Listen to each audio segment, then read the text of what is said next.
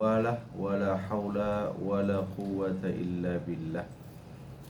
Segala puji bagi Allah, Tuhan semesta alam yang masih memberikan kepada kita kesempatan, nikmat iman, Islam, sehat walafiat, sehingga bisa berkumpul di majelis ilmu untuk sama-sama mengkaji ayat-ayat Allah, untuk mentadabburi ayat-ayatnya, untuk mengingat Allah, dan untuk menambah ilmu, iman, dan amal kita semua. Rekan Dakta Radio Bijak, berinformasi, cerdas, berinteraksi. Kembali lagi kita bersama saya Junaidi Putra di program Mutiara Hikmah pada tanggal 31 Mei bertepatan dengan 11 Zulqa'dah 1444 Hijriah. Ini sebentar lagi rekan Dakta semuanya kita libur panjang ya, karena ada cuti bersama hari Kamis, Jumat, Sabtu, Ahad. Cuma ada beberapa sekolah yang kabarnya Jumat tetap masuk ya. Nah, pada kesempatan kali ini kita akan bahas tentang satu syariat, satu ibadah yang dimana dengan ibadah itu Allah memberikan kepada kita perintah spesial. Kenapa perintah spesial? Kalau Allah memerintahkan kita sholat, Allah nggak sholat. Kalau Allah memerintahkan kita bayar zakat, Allah nggak bayar zakat. Tapi ketika Allah memerintahkan kita untuk bersalawat, Allah terlebih dahulu bersalawat atas Nabi Muhammad sallallahu alaihi wasallam. Allah dan para malaikatnya terlebih dahulu bersalawat pada Nabi Muhammad sallallahu alaihi wasallam, lalu Allah memerintahkan kita untuk bersalawat kepada Nabi Muhammad sallallahu alaihi wasallam. Jadi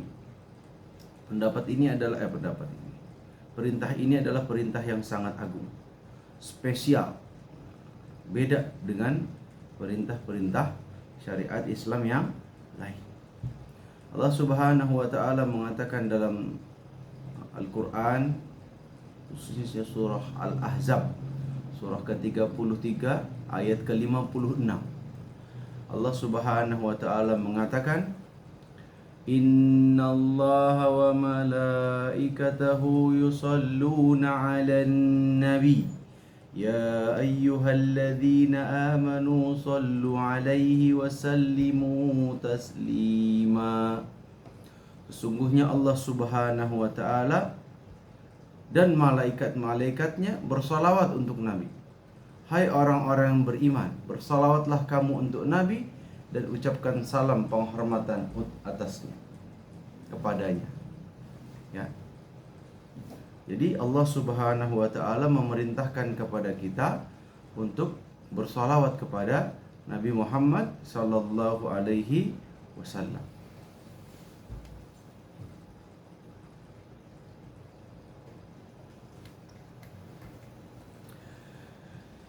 Nah, sebelum kita bahas tentang keagungan salawat, keutamaannya dan seterusnya, Al-Fakir ingin menghadirkan sebuah pembahasan tentang syubhat yang sampai detik ini masih juga disebarkan oleh musuh-musuh Islam untuk mendiskreditkan Islam. Ya.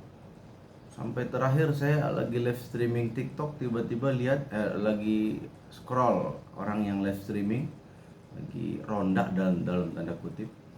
Masih ada tuh orang-orang kafir yang mencoba menyebarkan syubhat untuk membuat kaum muslimin itu ragu-ragu terhadap agamanya.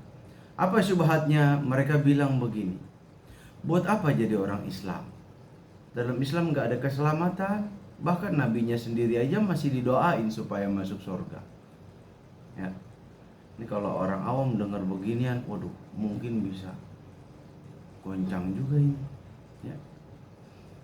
Tapi kalau orang yang berilmu, para ulama kita, orang yang paham ajaran agama Islam, gak perlu dalam-dalam memahami Islam untuk membantah syubhat ini. Kenapa? Yang pertama, Salawat kepada Nabi Muhammad sallallahu alaihi wasallam itu bukan akal-akalan Nabi Muhammad. Itu adalah perintah Allah. Ya. Maka statusnya bersalawat itu adalah ibadah. Sama kayak menikah juga ibadah, sholat juga ibadah. Ya. Jadi salawat itu adalah ibadah. Yang kedua, nggak ada tuh yang namanya salawat minta Nabi Muhammad masuk surga. Nggak ada. Coba tunjukin ke saya, mana redaksi salawat yang bilang, ya Allah masukin Nabi Muhammad ke surga. Kita bersalawat kepada Nabi Muhammad bukan supaya Nabi Muhammad masuk surga. Bahwa Nabi masuk surga itu pasti. Jangankan Nabi, sahabat Nabi pun banyak yang dijamin masuk surga.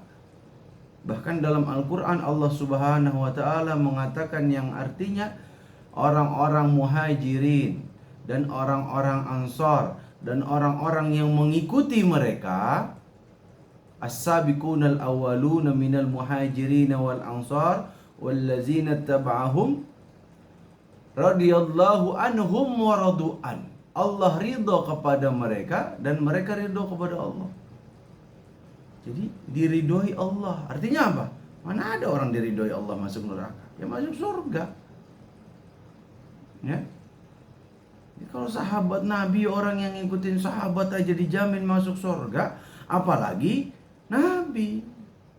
Ya. Nah, kenapa kita mengucapkan sholawat atas Nabi Muhammad? Karena kita mau balas budi. Karena kita mau balas budi. Kalau kita nih punya hutang budi, anak kita diajarin ngaji dari nggak bisa alif-alifan sampai bisa alif beneran sampai iya, sampai lancar baca Qur'annya. Siapa ya guru ngajinya ya? Kita datengin rumahnya, silaturahim, lalu kita kasih parcel, kita kasih buah-buahan, kita kasih hadiah, kita kasih uang. Bahkan kalau kita punya rezeki lebih, kita kasih handphone, motor, mobil, rumah kalau perlu sebagai balas budi kita. Tapi pertanyaannya, Nabi Muhammad sudah meninggal. Gimana cara balas budinya? Enggak mungkin kan kita datang ke rumah Nabi lantas bawa parcel, datang ke kuburan Nabi kita bawa sembako. Nabi udah meninggal, apa gunanya lagi? Yang berguna adalah sholawat. Jadi sholawat itu bukan supaya Nabi masuk surga. Nabi masuk surga mau udah pasti. Ya. Yang ketiga, sholawat itu, adapun peran Nabi hanya menjelaskan keutamaan dan keagungan sholawat. Kalaupun kita tidak bersolawat, maka Nabi Muhammad tetap agung. Nabi Muhammad tetap sempurna sebagai manusia. Sempurna sebagai manusia. Ingat, umat Islam tidak seperti umat agama lain, ya, yang memuliakan nabinya berlebihan sampai ke derajat mempertuhankan. Nauzubillah min zalik. Lalu yang keempat, jawaban atas syubhat ini adalah sholawat atas Nabi bermakna, sholawatnya Allah atas Nabi bermakna, karena ada orang kafir yang bilang Allah bersolawat kepada Nabi berarti Allah berdoa, berarti Allah bukan Tuhan karena Allah berdoa. Nah ini nggak ngerti, ya. Dalam bahasa Arab ada namanya lafaz mushtarak, lafaz yang punya beberapa makna. Dalam Al-Quran banyak itu. Misalnya lafaz quru, salasata quru. Apa artinya quru? Bisa bermakna haid, bisa bermakna bersih dari haid.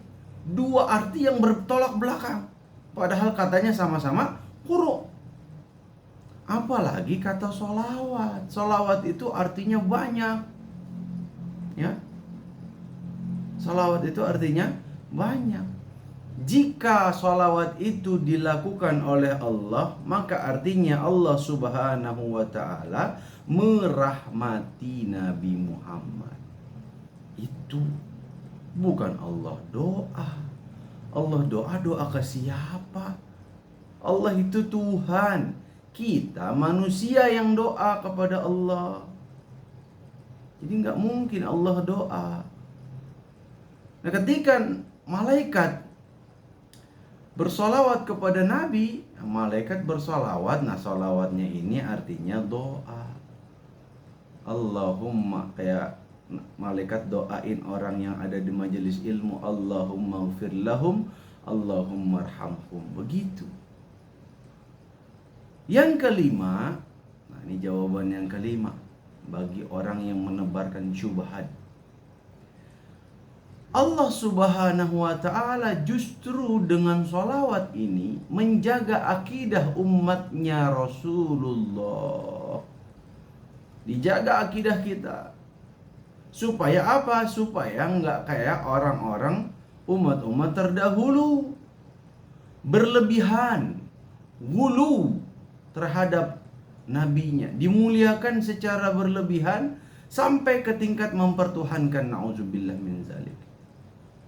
Dalam At-Taubah ayat ke-30, surah 9 ayat 30, Allah Subhanahu wa ta'ala menjelaskan, wa qalatil yahudu Uzair ibn Allah, dan berkatalah orang Yahudi Uzair anaknya Allah. Wa qalatin nasara al-masih ibn Allah, dan berkata orang Nasrani, orang Kristen, Al-Masih yaitu Nabi Isa adalah anaknya Allah. Zalika qauluhum bi afwahihim, itu adalah perkataan yang keluar dari mulut mereka. Yuddahi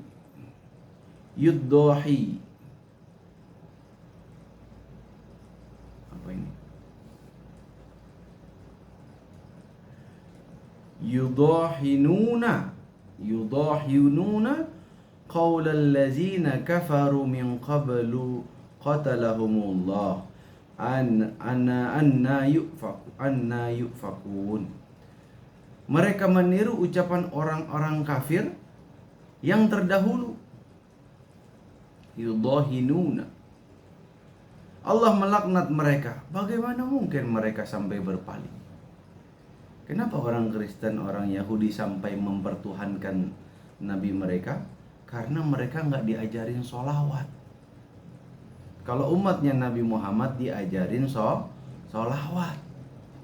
Makanya karena kita diajarin sholawat oleh Allah Subhanahu wa ta'ala, sampai kapanpun kita tidak akan pernah mempertuhankan Nabi Muhammad. Kenapa? Seagung apapun Nabi Muhammad tetaplah seorang manusia. Buktinya apa? Kita bersolawat atas Nabi Muhammad. Artinya kita mengakui Nabi Muhammad itu bukan Tuhan. Kalau Nabi Muhammad itu Tuhan, nggak perlu didoain. Memang boleh kita doain Tuhan? Ya Allah, mudah-mudahan engkau sehat selalu, begitu? Nggak boleh. Ya Allah, mudah-mudahan engkau dijauhkan dari segala mara bahaya. Nggak boleh.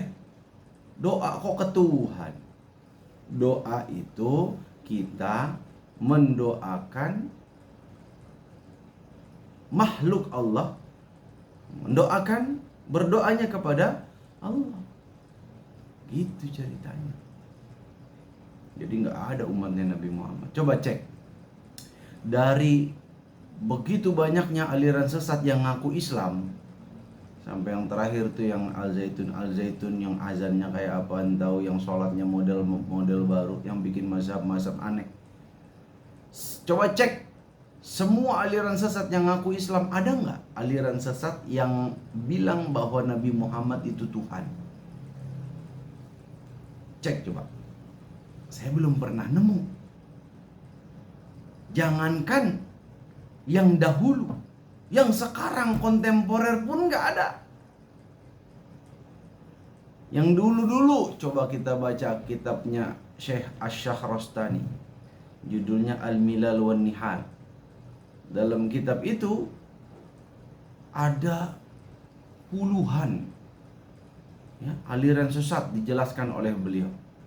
Dari zaman dulu, dari zaman Nabi masih hidup, ada orang ngaku Nabi, ada orang keyakinan ini itu. Dari zaman dulu dijelasin tuh sama Syekh Asy-Syahrastani. satu persatu. Aliran itu dinamain apa, kenapa dinamain begitu, ciri mereka apa, ajaran mereka apa, kenapa mereka disebut sesat, dan seterusnya, bahayanya apa, apakah mereka sampai tingkat kafir atau enggak atau apa. Jadi itu kita baca. Sepanjang yang saya tahu dari kitab itu, nggak ada satupun aliran sesat yang mengatakan Nabi Muhammad itu Tuhan. Kalaupun ada yang lebih ekstrim, yang di antara yang paling ekstrim aliran sesat itu mengatakan adalah Ali Tuhan. Ali bin Abi Thalib radhiyallahu an, sahabat Nabi. Ada yang ngaku Ali Tuhan, tapi kalau bilang Nabi Muhammad Tuhan enggak ada. Kenapa? Karena dijaga oleh Allah Subhanahu wa taala akidah umat ini supaya jangan sampai kayak akidah orang-orang terdahulu. Kenapa Uzair sampai dipertuhankan sama orang Yahudi? Uzair itu nabi. Uzair itu pernah keluar dari rumahnya lalu ditidur. Kalau nggak salah Uzair itu pengen menggembala kalau seingat saya. Lalu beliau tertidur. Ternyata tidurnya 1 tahun apa 100 tahun? 100 tahun. Ya, 1 sampai 100 tahun. Lalu beliau bangun 100 tahun kemudian. Setelah beliau bangun, beliau kembali ke kaumnya. Kaget. Orang-orang yang ada di kaumnya kaget. Karena mereka udah ganti generasi. Dapat informasi dari orang tua mereka bahwa dulu ada nabi namanya Uzair. Nabi itu baiknya begini. Nah, keturunan mereka yang enggak soleh, enggak berilmu, akhirnya mengangkat Uzair sebagai anaknya Allah. Mereka berasumsi bahwa orang yang tidur 100 tahun enggak mungkin ada. Pasti orang itu bukan orang. Minimal dia anaknya Tuhan. Kalau bukan Tuhan, itu pemikiran mereka. Lah konsep Tuhan kok ngarang-ngarang. Konsep Tuhan itu dari Tuhan, bukan dari manusia. Konsep Tuhan nggak bisa ngarang-ngarang. Ya, kenapa Nabi Isa dipertuhankan sama orang Kristen, sama orang Nasrani? Di antara alasan mereka adalah karena mereka kagum Nabi Isa bisa menghidupkan orang mati. Berkesimpulanlah mereka bahwa yang menghidupkan orang mati itu adalah Tuhan. Saya udah bilang di pertemuan sebelumnya, kalau hanya menghidupkan orang mati dianggap Tuhan, kenapa nggak Nabi Ibrahim sekalian jadiin Tuhan? Lebih hebat lagi. Burung dicacah-cacah, satu ditaruh timur, utara, selatan, barat, dipanggil, ngumpul. Dagingnya ngumpul di tengah, hidup lagi. Lebih hebat mana? Nabi Ibrahim. Ada lagi orang Kristen pernah coba utak-atik ayat Al-Quran. Dalam Al-Quran ketemulah ayat yang membuat mereka senang. Apa? Bahwa Nabi Isa menghalalkan yang sebelumnya tidak dihalalkan. Lalu mereka berkesimpulan bahwa yang menghalalkan itu cuma Allah. Maka Nabi Isa itu pasti Allah. Itulah ngaconya. Dari mana kesimpulan itu? Yang berhak menghalalkan atau mengharamkan sesuatu itu adalah Allah dan Rasulnya. Coba dalam kaidah al-halalu man ahalallahu wa rasuluhu fi kitabih. Yang disebut halal itu adalah apa yang dihalalkan Allah dan Rasulnya dalam kitabnya. Karena sumber atau masdar, sumber hukum itu adalah Allah dan utusan Allah. Gak mungkin Allah dan utusan Allah itu berselisih. Gak mungkin. Bahkan Nabi Muhammad SAW diberikan dalam sebuah hadis 5 hal yang gak ada di Nabi sebelumnya. Zaman dulu Nabi gak boleh ngambil ghanimah. Zaman Nabi Muhammad halal ghanimah. Ya, ada banyak yang dulu gak boleh, sekarang boleh. Kalau Nabi Isa cuma gara-gara itu dituhanin, kenapa nggak Nabi Muhammad sekalian sembah? Nabi Muhammad lebih hebat lagi. Ya. Jadi mereka melakukan hal itu, menyebarkan syubhat musuh-musuh Islam itu karena kebodohan mereka. Mereka nggak ngerti sholawat kepada Nabi mereka tidak dengan Islam. Mereka tidak bersolawat kepada Nabi mereka. Tidak ada satupun orang yang mengangkat Nabi Muhammad jadi Tuhan. Ya, nggak ada. Oke, sekarang kita masuk ke pembahasan keagungan dan keutamaan sholawat. Sebenarnya tadi udah masuk poin pertama. Apa keagungannya? Karena sholawat itu adalah perintah Allah. Perintah Allah berarti statusnya wajib. Ya, statusnya wajib.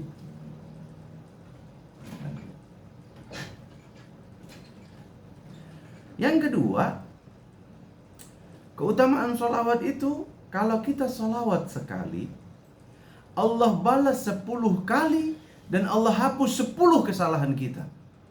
Masya Allah.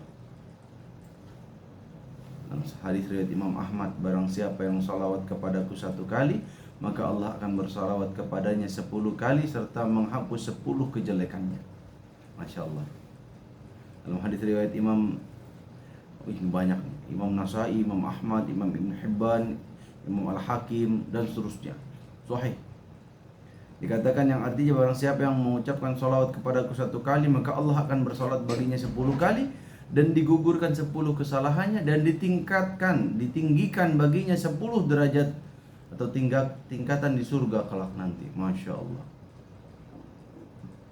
Siapa yang nggak mau diantara kita kayak begitu? Ya. Saya jadi ingat dulu pernah saya nonton ada perdebatan antara orang Islam dan mantan muslim, murtad dia.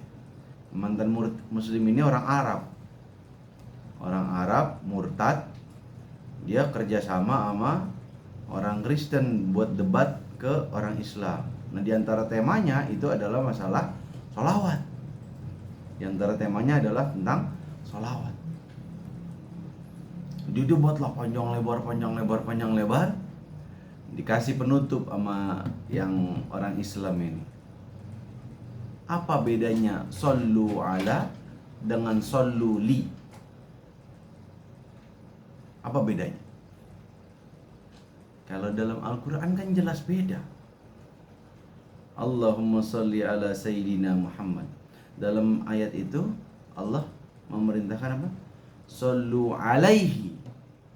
Bersolawatlah atasnya. Kalau sholat, perintahnya begini, Al-Kautsar ayat 2. Fasholli li rabbika. Fasholli li rabbika. Li bukan ala rabbika. Beda. Nah, ternyata pas ditanya apa bedanya shollu ala dan shollu li, nggak berani jawab. Karena dia tahu jawabannya akan mematahkan syubhat dia langsung telak. Begitulah orang kafir. Mereka tahu kebenaran, tapi mereka memilih untuk mengikuti syahwat. Nggak mau mengikuti kebenaran. Tapi kalau orang kafir yang mengikuti kebenaran, mereka pasti akan masuk Islam. Masalahnya mereka ini nggak mau mengikuti kebenaran, ya mau gimana lah. Ya. Yang ketiga, apa keutamaan sholawat? Yaitu amalan yang harus dilakukan untuk menghidupkan rumah. Tuh, statusnya harus. Kenapa harus? Karena dalam hadisnya ada larangan untuk melakukan sebaliknya. Berarti mafhum mukhalafahnya adalah harus melakukan sebaliknya. Nih, hadis riwayat Imam Abu Daud nomor 2042. Jangan jadikan rumah-rumah kalian seperti kuburan. Artinya apa? Jangan dibiarin sepi. Lalu jangan jadikan oleh kalian kuburanku sebagai tempat perayaan. Sebaliknya. Jadi rumah harus dibikin hidup, kuburan harus dibikin sepi. Bersolawatlah kalian kepadaku, sungguh solawat kalian akan sampai kepadaku dimanapun kalian berada. Artinya selain kita menghidupkan rumah dengan bacaan Al-Quran, Rasulullah memerintahkan kita supaya jangan membuat rumah seperti kuburan. Supaya nggak jadi kayak kuburan gimana? Sholawat, biar rumahnya rame. Sholawat apa? Terserah. Emang Nabi pernah membatasi redaksi sholawat? Nggak pernah.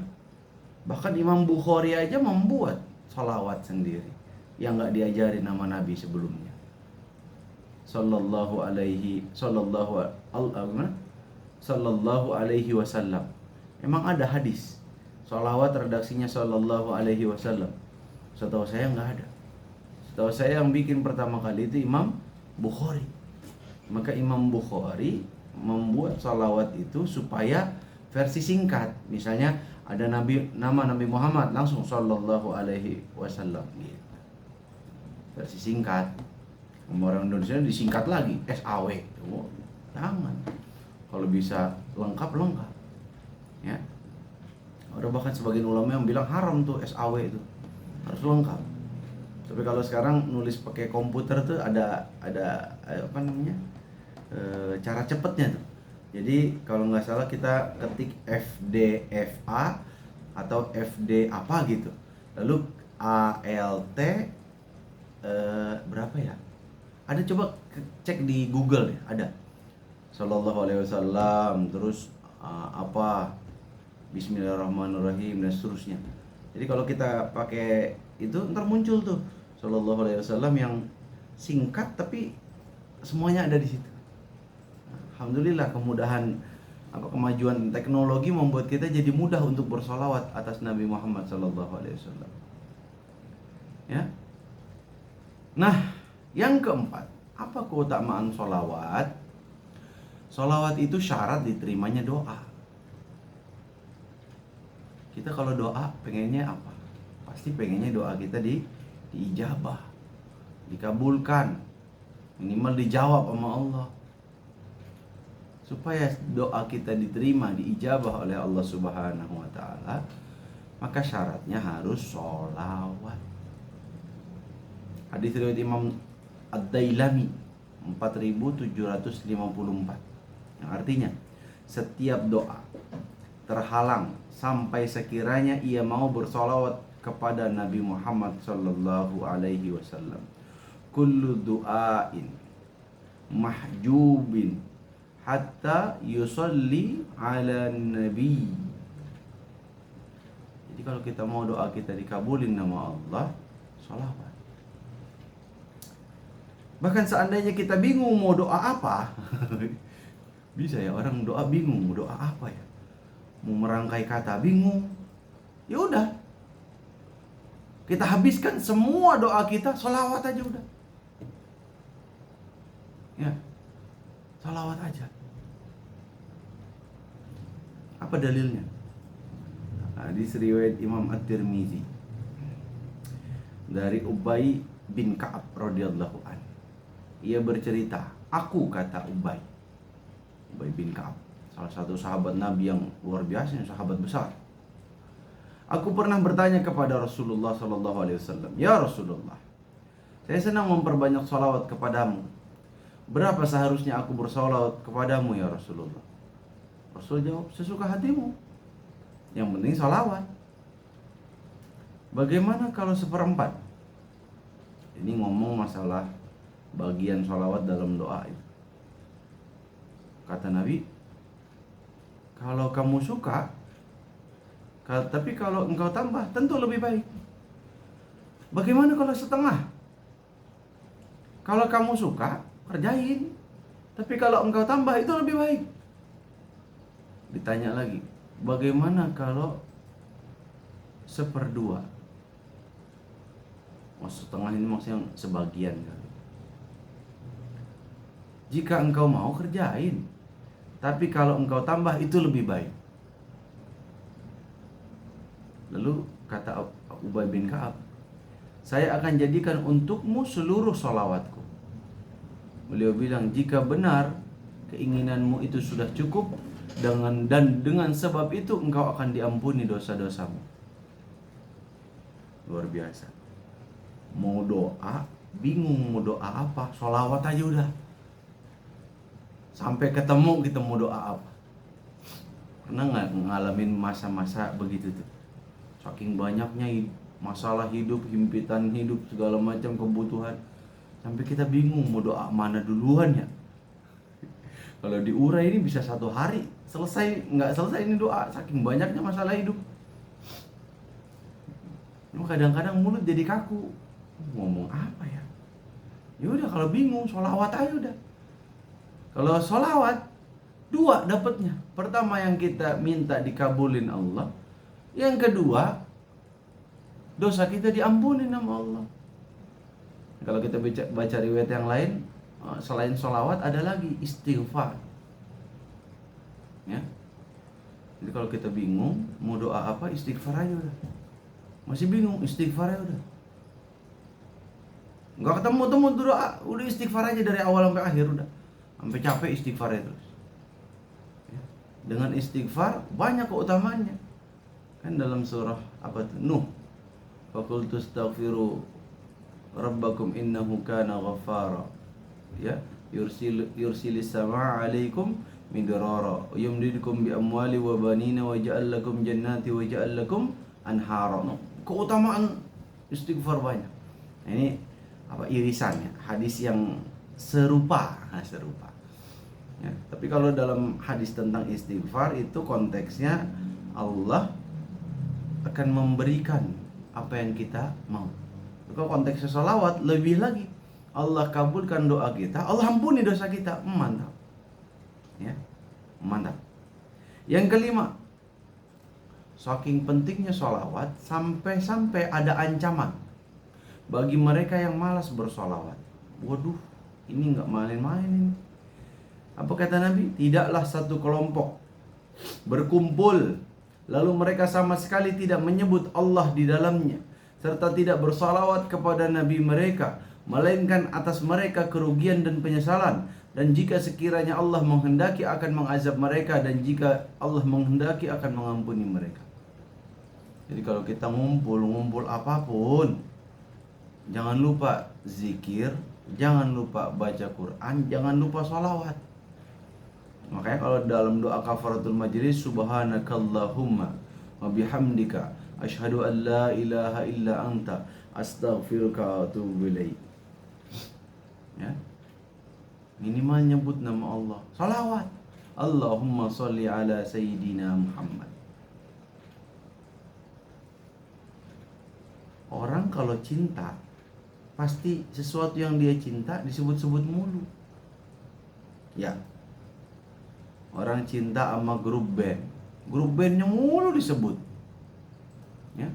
Ada murid saya di tempat saya, salah satu sekolah tempat saya ngajar, ngefans sama apa sih grup band Korea yang sekarang tren itu, yang laki-laki, BTS. BTS aja disebut.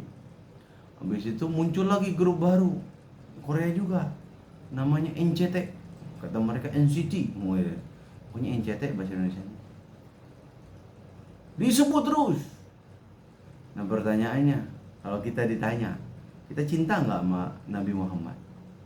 Pasti jawabnya cinta dong. Kan mau ngumpul bareng Nabi di surga. Pertanyaannya, lebih sering nyebut nama Nabi apa sering nyebut nama idola kita di dunia? Apalagi idolanya orang kafir lagi. Aduh, ampun dah. Ya. Jadi kalau kita cinta sama Nabi, sebut nama Nabi yang banyak, sholawat. Gitu logikanya mah. Yang keenam, kenapa kita harus sholawat? Supaya terhindar dari sifat bakhil, pelit, bin medit, bin koret. Dalam hadis riwayat Imam At-Tirmizi, hasan sahih. Kalau disebut hasan sahih itu kemungkinannya dua. Nah, ini sedikit nih ilmu hadis ya.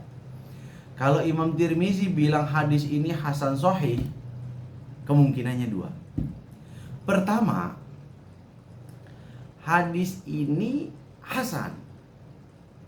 Tiba-tiba ada salah satu perawi yang dinilai sahih, maka dia disebut hasan sahih.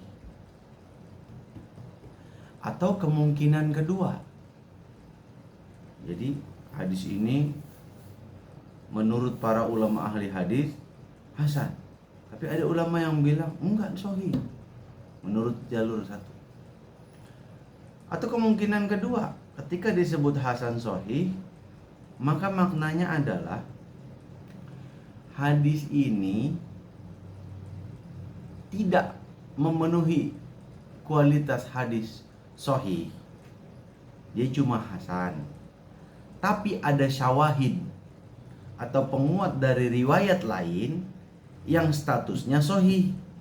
Maka hadis yang ini hasan tapi sahih, hasan sahih. Ini misalnya ada dua riwayat nih. Riwayat yang satu menurut ulama ahli hadis ini hasan karena begini.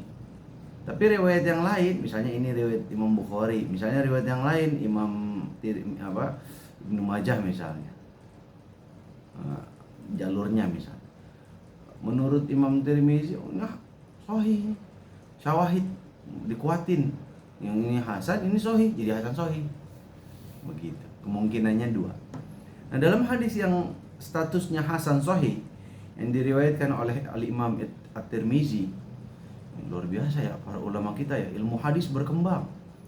Zaman Imam Bukhari hadis cuma dua, sahih, dhaif, udah. Kalau kagak sahih udah dhaif langsung. Nah, setelah masa Imam Bukhari, kalau nggak salah saya Imam Abu Daud, baru muncul tuh hadis hasan. Ya, hadis hasan. Hasan itu apa? Hadis yang tidak memenuhi standar hadis sahih, tapi nggak sampai dhaif. Penyebabnya apa? Penyebabnya hafalan perawinya kurang lancar. Adapun 4 syarat yang lain terpenuhi, mumtaz, gak ada masalah. Tapi cuma masalah hafalan doang nih, bacanya agak terbata-bata. Cuma masalah kurang lancar, turun dari sahih jadi hasan. Tapi sahih dan hasan ini dua-duanya statusnya hadis makbul, hadis yang diterima dan sah, jadi dasar hukum suatu amal. Nah, ketika bicara tentang sifat bakhil, Imam Tirmizi mengutip sebuah hadis yang artinya, Rasul katakan, yang artinya orang yang bakhil, orang yang pelit adalah orang yang disebut namaku di sisinya lalu dia tidak bersalawat atasku. Pelit. Kenapa disebut pelit? Ya, kita pakai logika aja dah. Kita pakai logika ya. Nabi Muhammad berkorban apa buat kita? Gak usah ditanya. Semua hidup Nabi Muhammad dikorbankan buat kita. Semua hidup Nabi Muhammad isinya perjuangan supaya Islam sampai ke telinga kita. Semua waktu Nabi Muhammad dihabiskan supaya Islam sampai ke penjuru Nusantara, ke seluruh dunia. Jadi kalau bicara masalah orang yang paling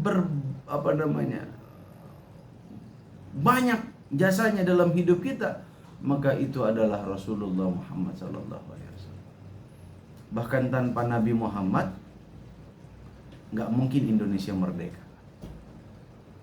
Indonesia dulu kan udah merdeka, lalu ternyata apa? Ternyata datang lagi tentara sekutu. Soekarno minta ke para ulama, diantaranya Syekh Hasyim Asy'ari, untuk apa? Bikin fatwa wajib jihad, keluar resolusi jihad. Kalau bukan karena kecintaan mereka kepada Allah dan Rasulnya, gak mungkin mereka mau jihad. Ngapain? Orang yang lain kagak jihad, ngapain capek-capek perang? Ya, kalau bukan karena Nabi Muhammad, gak mungkin Indonesia merdeka. Kaum muslimin jihad, semangat mereka ngelawan musuh-musuh Islam, orang yang mau ngejajah lagi Indonesia. Kenapa mereka semangat? karena mereka membaca hadis-hadis Rasulullah tentang keutamaan jihad. Masya Allah. Mungkin sekali-sekali perlu kita baca itu hadis-hadis Nabi Muhammad tentang keutamaan jihad, supaya semangat jihad itu selalu ada. Ya. Orang yang mati dan tidak pernah berjihad dan tidak pernah ada keinginan dalam hatinya untuk berjihad, maka dia mati, saya lupa hadisnya itu, mati dalam keadaan jahiliyah atau apa gitu. Jadi kita itu minimal punya niat. Niat apa? Niat ngebela agama kita. Jihad dari dalam sisi apa? Apapun. Dengan cara apa orang kafir memusuhi dan memerangi umat Islam, maka dengan cara itu pula kita memerangi mereka. Mereka perangi kita dengan budaya-budaya, musik, film. Kita perangi mereka dengan memproduksi film Islami, musik-musik yang Islami, yang produktif, yang positif. Mereka perangi kita dengan ekonomi, kita perangi mereka dengan ekonomi. Ekonomi kemandirian umat, ekonomi Islam. Mereka perangi kita lewat politik, kita perangi mereka dengan politik juga. Begitu. Dengan cara apa musuh Islam memerangi Islam dan kaum muslimin, maka dengan cara itu pula kita memerangi mereka. Bahkan suatu saat kalau ternyata mereka angkat senjata melawan, memerangi kaum muslimin, maka kita ikut komando para ulama. Yang ketujuh, keutamaan sholawat adalah mendapatkan syafaat dari Rasulullah. Hadis riwayat Imam Tirmizi lagi. Artinya, orang yang paling berhak mendapatkan syafaatku di hari kiamat adalah orang yang paling banyak bersalawat kepada Nabi Muhammad. Allahumma salli ala Sayyidina Muhammad. Tahu nggak? Syafaat Nabi itu buat siapa? Bukan buat pelaku dosa kecil. Kenapa? Karena orang yang melakukan dosa kecil itu diampuni oleh Allah Subhanahu wa taala antara sholat subuh ke sholat zuhur, zuhur ke asar, asar ke maghrib, maghrib ke isya. Antara sholat yang 5 itu ngampunin dosa. Kalau cuma dosa kecil. Syafaat Nabi itu bagi pelaku dosa besar. Kayak kita nih yang suka ngelakuin dosa besar tapi lupa taubat. Jangan bayangin dosa besar cuma ngebunuh orang, berzina, ngerampok. Bukan cuma itu. Dosa besar itu diantaranya adalah ghibah. Itu dosa besar yang sering diremehin sama manusia. Dosa besar tapi sering dikerjain. Nah, buat pelaku dosa besar itu kayak kita yang banyak dosa, yang belum sempet tobat, entah males, entah gimana, itulah yang mendapatkan syafaat dari Nabi Muhammad. Tapi ingat, syafaat dari Nabi syaratnya adalah orang yang paling banyak bersolawat kepada Nabi. Yang terakhir, kenapa sih kita perlu solawat kepada Nabi? Poin ke-8, dimudahkan masuk surga dan dekat kedudukannya dengan Nabi. Allahu Akbar. Kita masuk surga aja udah seneng, apalagi ketemu Nabi di surga. Ya Allah, tak kayak gimana lah gembiranya kita itu ya. Saya cuma ngebayangin orang yang, apa sih grup band yang mau ke Indonesia itu, Coldplay ya apa? Saya nggak begitu ngerti, saya nggak hafal saya. Coldplay kayak saya, kalau nggak salah sih Coldplay. Itu sampai mereka beli tiket, ada yang 5 juta, ada yang belasan juta, ada yang puluhan juta bahkan katanya. Ya Allah, orang timbang ketemu orang kafir yang suka promosi LGBT aja ribet banget tuh sampai keluar duit puluhan juta. Daripada duit dikeluarin puluhan juta buat nonton begituan, kasih bini. Wow, diservis pagi sore siang malam. Masya Allah. Kadang-kadang kita mah kagak ngerti proporsional, kagak ngerti prioritas. Syahwat aja diikutin. Padahal kalau mau denger lagunya, daripada keluar puluhan juta, dengerin aja lagunya di YouTube banyak. Repot banget. Mending uang puluhan juta buat bantu orang miskin. Ya. Nah, hadis ini diriwayatkan Imam Tabrani. Ini salah satu imam ahli hadis. Yang artinya barang siapa yang aku disebutkan di sisinya lalu ia tidak menyebutkan sholawat, maka ia disimpangkan dari jalan surga. Ya Allah, mau masuk surga kagak nyampe, belok. Ngapa? Pelit. Sholawat kagak mau. Hadis riwayat Imam Al-Baihaqi. Perbanyaklah sholawat kepadaku pada hari Jumat. Wah nih, sekarang hari apa? Kamis, Rabu. 2 hari lagi. Setiap hari kita harus sholawat, tapi hari Jumat diperbanyak dibanding hari lain. Gitu. Jangan salah paham. Tadi pahami sholawatnya hari Jumat doang. Agak. Perbanyak sholawat kepadaku hari Jumat, kata Nabi. Karena sungguhnya salawat umatku diperlihatkan kepadaku pada setiap hari Jumat. Nah, setiap Jumat tuh dikasih lihat. Jangan kita bayangin gimana cara ngelihatnya. Lu mah udah alam barzah, udah beda alam sama kita. Jangan bayangin kayak kita nonton TV. Nggak bisa gitu. Siapa yang paling banyak sholawatnya, maka ia akan menjadi orang yang paling dekat kedudukannya dariku. Paling dekat kedudukannya sama Nabi. Kita kalau mau nonton konser pengennya yang VVIP. Kenapa? Paling dekat sama artis idola kita. Tentu kalau misalnya kita mengidolakan Nabi Muhammad, kita pengen paling dekat sama Nabi secara fisik. Biar kita bisa menumpahkan kerinduan kita kepada Nabi. Di dunia kita nggak bisa ketemu Nabi, nggak bisa kayak sahabat, ngelihat wajah mulia Nabi, mendengar suara mulia Nabi, ngelihat gerak-gerik Nabi yang sangat mengagumkan. Tapi mudah-mudahan kalau kita nggak ketemu di dunia, paling nggak kita ketemu nanti di surganya Allah Subhanahu wa Ta'ala. Deket sama Nabi, ngelihat langsung Nabi bagaimana dan seterusnya. Supaya kita bisa deket sama Nabi di surga, banyak-banyak sholawat. Yuk kita sholawat. Allahumma sholli ala Sayyidina Muhammad wa ala ali Sayyidina Muhammad kama shallaita ala Sayyidina Ibrahim wa ala ali Sayyidina Ibrahim wa barik ala Sayyidina Muhammad wa ala ali Sayyidina Muhammad kama barakta ala Sayyidina Ibrahim wa ala ali Sayyidina Ibrahim fil alamin innaka Hamidum Majid. Itu namanya sholawat Ibrahimiyah. Mau baca sholawat yang lain boleh, sholawat bil qulub, sholawat fatih, sholawat nariyah, sholawat bebas. Yang penting kita sholawat.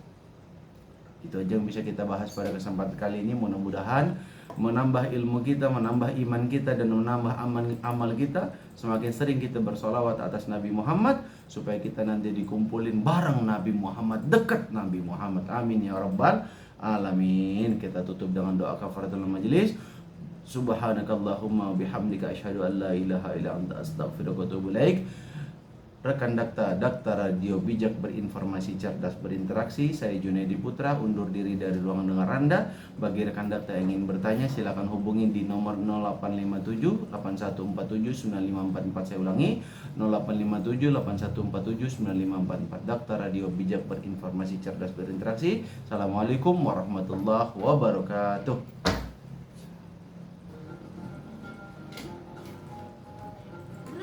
Minal izin ya.